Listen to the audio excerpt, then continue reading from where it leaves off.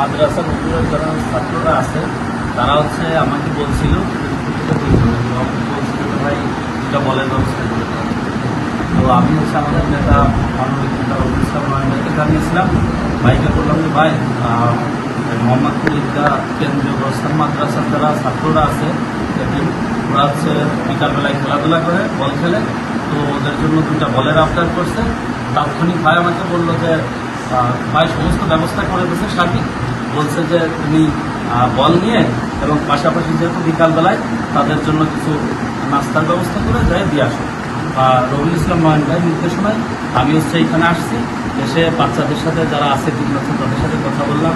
হুজুর আমি নিজে হুজুরের কাছে পড়ালেখা করছি, এই মাদ্রাসায় আমি একসময় পড়েছি, হাফেজি মাদ্রাসায় আমি একসময় পড়েছি। তিনি আমার শিক্ষক, আমার গুরুজন।